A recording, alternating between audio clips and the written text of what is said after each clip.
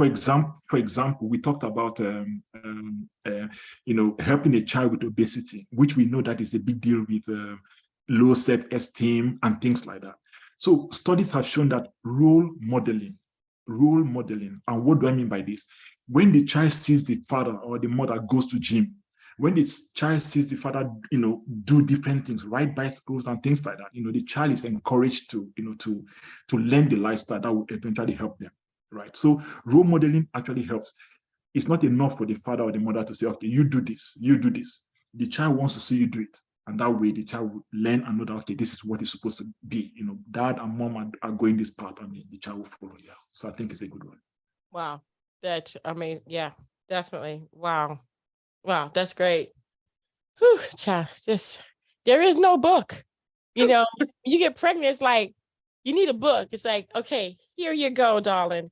Instructions. That's what I need. Heck on it. Oh my gosh. I want to welcome you to Dream Chasers Radio with me, your host, Yaya Diamond. What's up, peoples? How you doing? It is a great day, and I'm so excited to be here. I am telling you, I have an amazing author on the show. Yes, that's right, an author. We love authors here at Dream Chasers Radio because let me tell you something. It's all about the learning aspect, and it's also about the promoting, but it's also about the, hey, you doing your thing. We're going to be right back with Ife Akanegbu right here on Dream Chasers Radio. Don't you go anywhere. I did to be different. I did to be different. I did to be different. I did. I did. I did to be different. I did to be different. So we got Ife here on the show today. He's here to talk about his book, how he got it. I'm going to be quiet. Welcome to the show, Ife. Thank you very much, Yaya. Nice to see you today. And nice to see you finally. Yay! Oh, gosh. So, Ife, where are you from? Originally, I'm from Nigeria, but at the moment, I live in British Columbia in Canada. Okay. It's cold. Yeah. Yes, it is. Cold. Why you up there? It's cold. I'm down here in beautiful Florida. At least it's beautiful right now. I agree. So Ife, tell us about your journey to become an author. Okay, back as a child, I remember I like telling stories.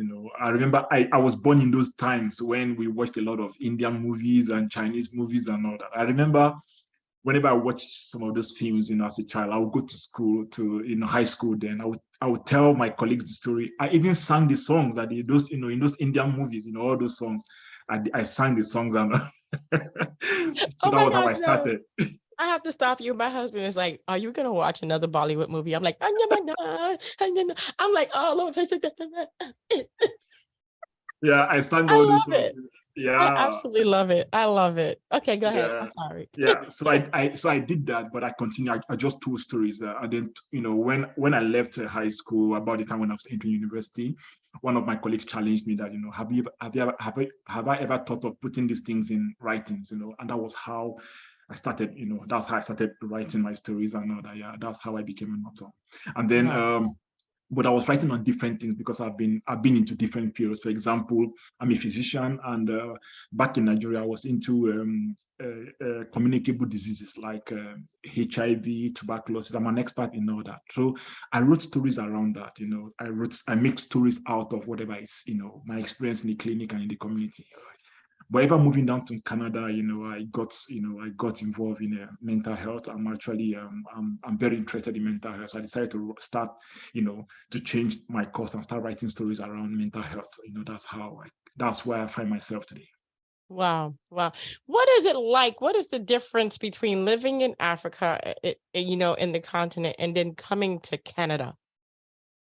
Yeah, I would say it's two different ways of living. Let me put it that way. Africa is more of a communal. We have this communal living where we believe a lot in extended families, right? Your brother, you have your own nuclear family, but you take care of your siblings, children, and things like that. So we are always, we do things together. But yeah, but back in Canada, the change was more of you just maintain your nuclear family, you try to keep your privacy and things like that. So there's some of those differences. But then, in both ways, I will actually say there's some things you can't get it all. There are things that I really enjoyed down here that I don't have back then. And there are some other things that I think I also missed as well. The food and things like that. Mm-hmm.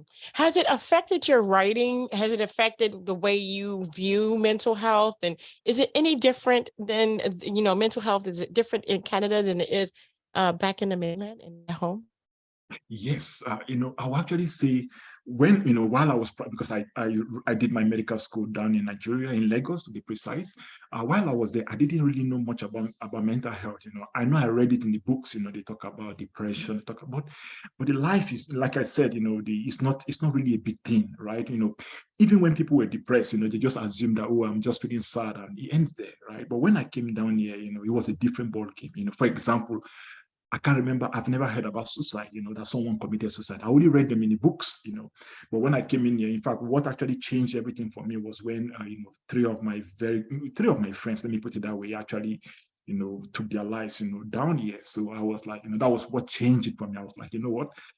I think rather than wait for people, rather than wait to diagnose after people have, after people have struggled with this, I think it's time I raise awareness, try to prevent it. And, that was what changed everything. So it's a different book. I actually saw it real, yeah. But back home, although things are changing now, we are in a global village, whatever happens in America reflects in Africa and things like that. So yeah, we are beginning to get cases of same thing, depression, suicide everywhere, even back home. Yeah. Wow. What do you say? I know you're a doctor, and I know nobody knows everything, but Mhm. why are we getting these issues? Is that something that you're looking into? Yes, like I said, I have a lot of interest, and that's the whole concept. I try to talk to, for example, I try to, if I know people who are struggling with that, I try to sit them down to really understand what's happening. I try to read a society's mind, and I actually think that a lot of things have changed. For example, we grew up in the days when, we were more active. We played outside. We ran under the rain. We played hopscotch, we skipping rope, and all those things. We were outside. And then I'm sure that my colleagues, people in the local in this place where I live, they tell me that in those days they do a lot of hiking. But all that has changed. Children nowadays are not more of the outdoor type. They sit in the house. All they do is video games, right? So video games is now the in thing. They don't really interact with each other. And that's why you actually see things like they are becoming isolated, keeping to themselves, becoming low, in mood and all that. And then our life generally as well. Even the adult life, a lot has changed. Culture have changed, and so I think a lot has changed. The way we eat, the way we relate, the way we interact, and then some of the things we see, some of the movies and all that, is really impacting a lot. Because I remember listening to a preacher some years ago who actually said, I think Bill Graham to be precise, I think in 1985, he said the average American, that an average American 17-year-old, an average tribe must have seen about 15,000 murder scenes, killing or murder scenes on TV by the age of 17. So all that has changed. It's not like the Indian films we used to watch when we were small. Everything was fine and everything is different now. Yeah. Yeah, yeah. And you're right. As growing up, I remember not even wanting to watch TV unless it was the cartoons. And then every Exactly. Sunday, I would want to read the newspaper because the cartoons Exactly. were in the newspaper. So it wasn't something that I really, and I had a record player. I wanted to listen to music, and I wanted to go outside and play double dutch. I mean, just the things that I did. I did mean TV and all that was not really on the top. It was more like, Exactly. because I can't go outside because it's past dark and I can't go outside after dark. Okay, now Exactly. TV is in the Exactly. picture. I even remember that in those days, my parents will watch, my parents will watch all the movies at home to make sure that, they want to be sure of what we are watching. It's sort of, they want to make sure that the things that were available, the movies that were available to us were things that were morally good and all that. But that's not the case today. The things that children watch are quite, sometimes disturbing. Let me put it that way. Yeah, it's very disturbing. And I tell you what, I tell you what, I think that social media has caused a lot of these mental issues because we are not interacting.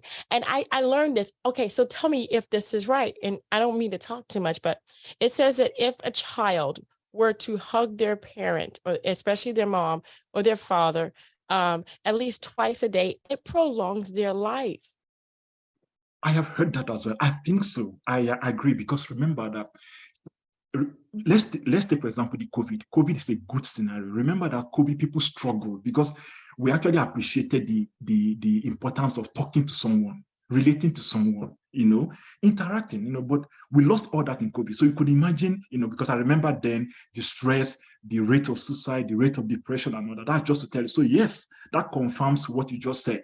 Relating with each other, talking with each other, and it goes along with hugging them. Why not? Yeah, that it brings joy, it brings gladness, rather than leaving them on computers, machines.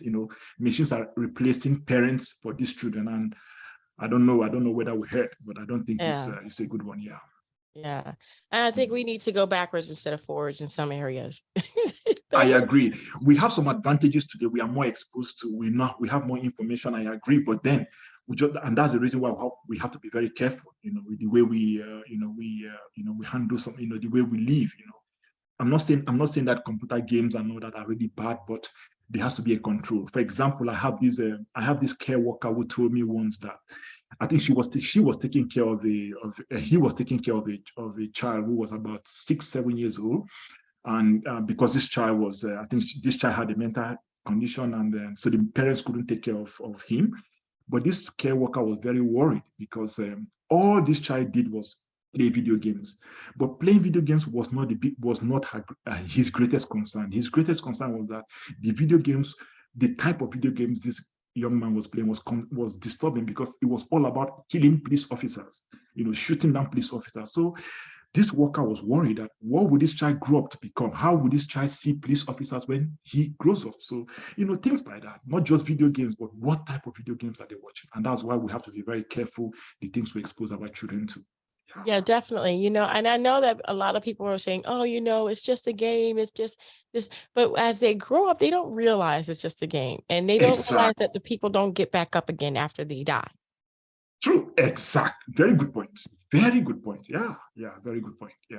Mm-hmm. Wow. And I also remember there's this I would say it's a series, right? That it was quite popular, some years ago, a few years ago. And I haven't watched it, but I remember I read a research paper that actually said that a lot of teens, suicide rate increased in teenagers who watched that series.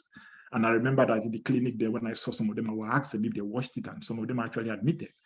So we have some programs that are quite disturbing that we have to be very careful, exposing our children to. Definitely very careful. Oh my gosh, this is crazy. I've always said that I would never ever give up my childhood.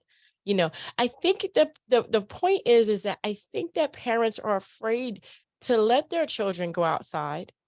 And a lot of the times, because of the crime, because of the people, what is it? They are kidnapping the children, the underground selling of the children. They don't want, they don't want anything to happen to your kids. And I understand that. But I remember a day where it wasn't just the kids outside. It was the parents sitting outside with the kids, talking to each other on the lawn chairs. It was fun. So they would be watching their kids while the kids would be playing right near them and right in front of them. I mean, there's got to be a compromise somewhere, especially where there's mental health concerns, and also the treatment. So your book, tell me about your book. Okay, now these books about the whole concept of this book is that for example, most mental health, I'm trying to, like I said, I'm trying to put them I'm trying to explain all the mental health conditions, depression, obesity, ADHD, and all those Obesity things. is a mental health thing. No, no, I mean, sorry, low self-esteem. Okay, I was going to say because oh my gosh, I got Yeah, it no, bad. true. I'm sorry about that. Yeah, so I mean, low self-esteem, bullying, and things I like that. got you. All those things. I'm trying to put them in book. Mhm. Depression, anxiety disorder, and all that. I'm trying to put them, but I'm trying to make stories out of not just like a textbook. Tell a story around it so that a child can actually relate with it. And yeah, so that's what I actually do. I also do for adults. I also write stories. For example, during the COVID epidemic, when there was a lot of fear, I think I remember writing a story on please don't deny us you. In other words, I was trying to say, we need you, we want to, don't kill yourself, something like that, right? But I decided to start with children in particular because I know that kids love picture books, right? And it's one of those things, it's one of those ways, that way of getting their attention, children like picture books. So I decided that, and particularly the reason why I also decided to start with children was because let us catch them young, you know. We know that adults, you can talk to an adult, you can, to some degree, you can make them understand, but children don't really get it. And coupled with the fact that diagnosing mental health in children is a little difficult. It's not classic. The symptoms are atypical. For example, we know that in the adults, they will feel low drive, they will feel frustrated, withdrawn. But sometimes it doesn't present that way in children. It might just be abdominal discomfort, refusal to go to school. So if the parent doesn't understand, they will not really know that these are signs of depression. So I decided to start with picture books, because once the goal is towards children, definitely I'm bringing the parents in, yeah, something like that. That's wonderful. We need to do Mhm. that. I have to go back to being raised in the 70s and the 80s where we had, like you said, so many different activities. And to tell you the truth, bullying was back then too. I mean, I got I bullied. agree. That's it. I agree. I mean, come on. I mean, I got bullied all the time. And what I was it? My godmother told me, she said, one day some boy and some girl, somebody beat me up. Okay. I come home crying. She looked at me and she said, and you didn't do nothing? I'm going to beat your butt for not doing nothing. I'm like, what? I'm the victim. She's like, you get up there, you fight back. You don't ever let nobody put you down. The next day, I was like, oh, it's on, baby. It's on. I'm sorry. I ain't going to be taking it like that. Somebody going to get something. I'm fighting because I ain't getting no more beatings for my godmother. She's like, go out there and get your switch and take the leaves off the switch. Come on. No, man. Bullying was big back in the day, and it still is. It's I the agree. coping mechanism by which we are not doing it properly.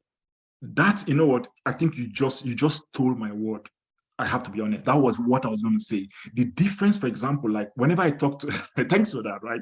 That was what I was going to say exactly.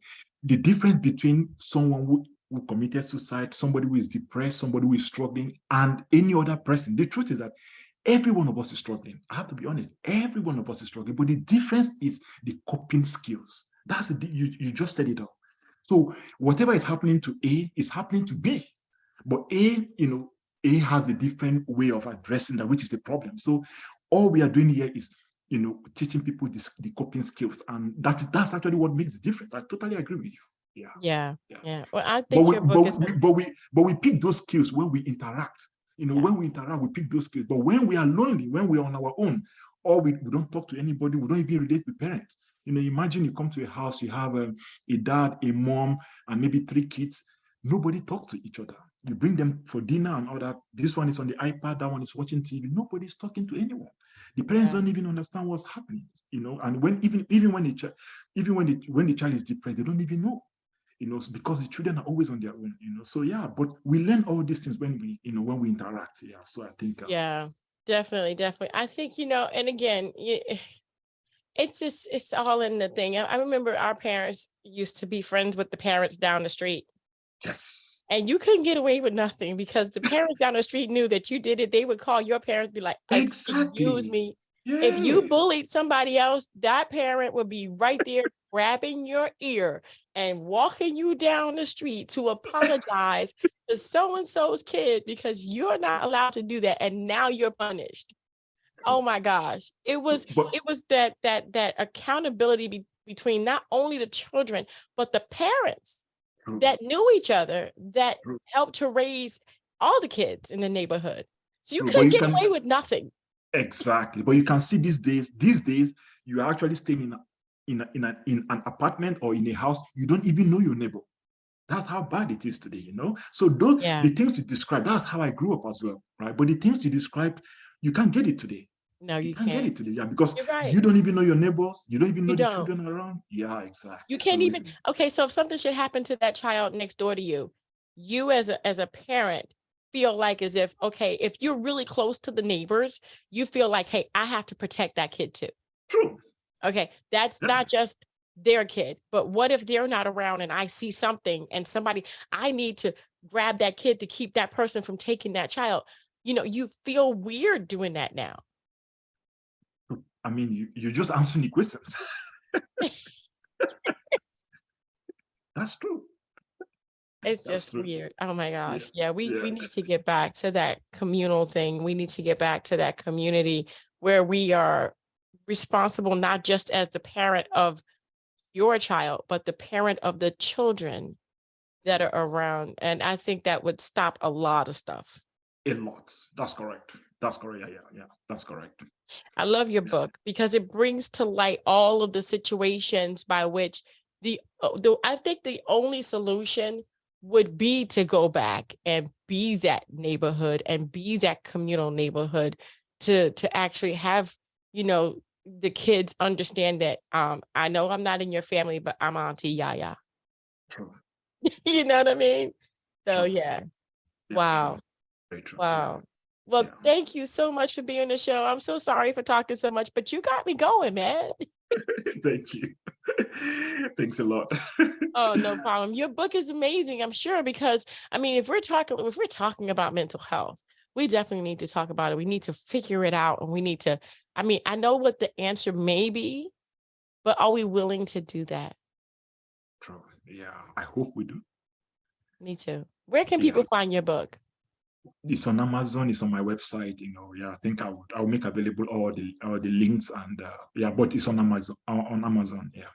Okay, awesome. We're gonna have all those links in the description box below, so it'll be easy for you to go ahead and grab that and go there and read up about all the different things that he is trying to highlight about mental health. You know, I mean, what do you say to the people listening today about mental health? What can be the first step in helping each other correct our mistakes that we've made for the past, I don't know, since the internet? So I think the first thing is let us study. You know, we should read around mental health, right? Because we have to understand it in the first place to actually, to actually learn how to even correct ourselves, right? We can read it on the internet. We can go to our local libraries, read books, on mental health, and then we can even get picture books wherever we find them, and then so that our children can benefit as well. So reading in the first place is a very good one, and then we try to relate with each other. I'm hoping that with that we can find our path back home. Definitely. And remember to come in before the street lights hit the treetops. I will see you guys later. Don't Thank you be so scared much. to be different, guys. Until next Yeah, time. Bye. I remember yeah, that. yeah. Thank you.